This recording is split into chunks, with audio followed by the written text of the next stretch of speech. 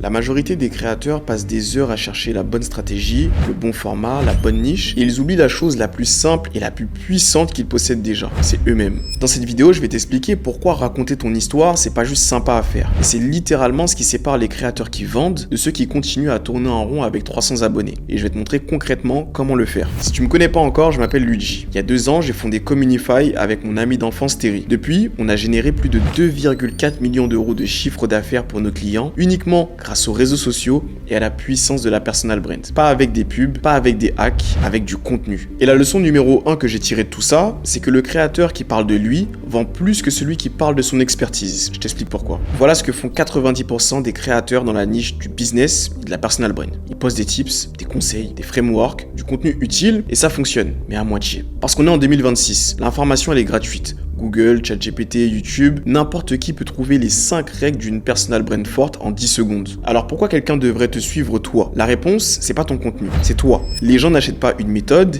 ils achètent à une personne en qui ils ont confiance. Et cette confiance, elle vient pas de tes compétences, elle vient de ta capacité à te montrer. Il y a 3 choses que tu dois comprendre si tu veux que ton histoire crée une vraie connexion avec tes prospects. Règle numéro 1, la spécificité crée la résonance. La plupart des créateurs restent vagues sur leur vécu. J'ai galéré, j'ai travaillé dur, et maintenant ça fonctionne. Personne ne ressent rien en écoutant ça. Ce qui touche les gens, c'est le détail. La scène précise, le chiffre exact, le moment embarrassant que tu avais envie de garder pour toi. Moi par exemple, quand j'ai lancé Communify, j'avais pas de certitude. J'avais juste une conviction, un associé et zéro garantie que ça allait fonctionner. Et c'est ce genre de détail qui fait qu'une personne se dit « Ok, lui me comprend, il a vécu ce que je suis en train de vivre. » Règle numéro 2, ton histoire doit avoir un conflit. Une histoire sans conflit, c'est une pub. Et personne n'a envie d'entendre une pub. Ce qui accroche, c'est la tension. C'est le moment où tu t'es retrouvé coincé, où tu avais peur de faire des erreurs, où tu as douté de ta propre personne. Les gens ne s'identifient pas à tes victoires, ils s'identifient à tes galères et ils t'admirent pour comment tu les as surmontées. Donc la structure, elle est simple. Avant,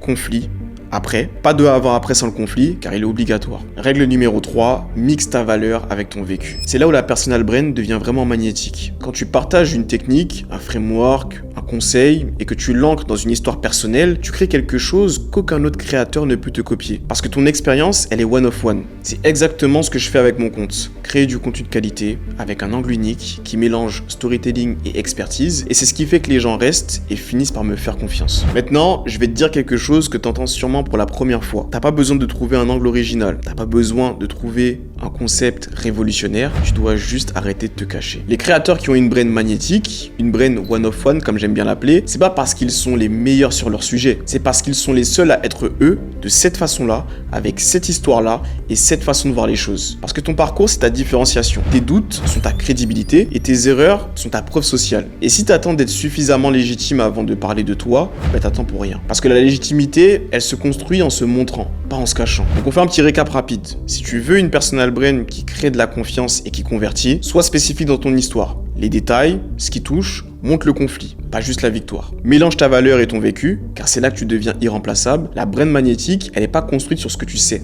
elle est construite sur qui tu es. Et ça, personne ne peut te le copier. Si cette vidéo t'a apporté de la valeur et que tu veux aller plus loin, construire une personal brand qui attire et qui convertit et qui te ressemble vraiment, j'ai mis un lien en bio, c'est un formulaire, ça prend 2 minutes, tu nous dis où tu en es et on voit ensemble comment on peut t'aider à passer au niveau supérieur.